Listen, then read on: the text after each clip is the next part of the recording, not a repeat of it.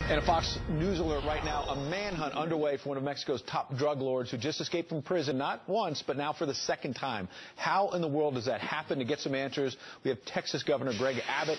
He just met with members of the Mexican government a few days ago, joins me now. Good morning, Governor. Great to have you here on set. Ed, great to be with you. Welcome to New York. Obviously, how concerned are you? Is there a threat to Americans this morning that this drug lord is on the loose? Well, we are deeply concerned. The cartels in Mexico who operate to some extent in the United States are something that pose a great danger. We're very frustrated because we expected him to be extradited to the United States to be imprisoned here. There's 7 different federal courts who want him. Right. Murder, drugs, all kinds of stuff. Exactly. And so we wanted him extradited to the United States so we could prosecute him and jail him here for the rest of his life. And you have a meeting coming up with President Peña Nieto of Mexico. Obviously, will you press him? And has the Obama White House done enough to press the Mexican government here? Well, I believe the Obama administration has not done enough, which is exactly why Texas stepped up and began doing what the federal government has failed to do. This past legislative session, we passed the toughest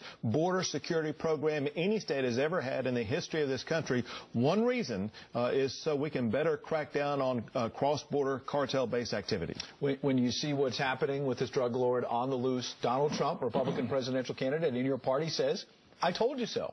Do you agree with Donald Trump's comments in recent days about Mexico? You know, one thing that he has done that a bunch of candidates have done is they have injected into the race the need to talk about the border. Now, listen, I disagree with some of the tenor of Donald Trump, but the fact is he has pointed out a great frustration that Americans have, and that is Washington, D.C. has not done its job to secure the border, which is why Texas passed an $800 million border security plan. Texas is willing to shoulder the burden of doing the work. We expect Washington, D.C. to pay the tab. We also expect that we elect a president who will start securing the border and living up to the constitutional mandate to secure our sovereignty. Let's talk about 2 big substantive issues that tie back to immigration reform, sanctuary cities. Your predecessor, Governor Rick Perry, also running for president, has talked about cutting off federal funding for these cities that are sanctuary cities. They're not just small cities. Houston, as I believe, is a sanctuary city as well in your state? Well, listen, we wouldn't even be talking about sanctuary cities if we had a federal government that was doing its job to secure the border and protect our sovereignty. There are sanctuary cities because the federal government has abandoned its responsibility. We have to elect a president that will do a good job of securing the border, passing immigration reforms, and that will get rid of all of these sanctuary city-based issues. But it's a tough issue in your state and other states. I've heard church leaders say, look, if I'm trying to administer, and bring a piece of Christ to people who are in need, I'm not looking for their green cards. You understand that issue. But here's the deal. You wouldn't have people seeking sanctuary if we had an effective immigration plan, if we had an effective border security plan. And Americans are going to remain frustrated until we do have an effective immigration and border security plan. Immigration touches the economy big time, obviously. You're here in New York City because you're trying to take some jobs. Some people would say you're trying to steal jobs from New York, Pennsylvania, other states there in the East. You probably put a more diplomatic spin on that. I spoke to Governor Rick Scott, your Republican colleague from Florida, recently. He was on a tour. He's trying to take jobs to Florida. He's got sunshine. What do you got? We have gold. Literally, Texas is taking its gold back from New York.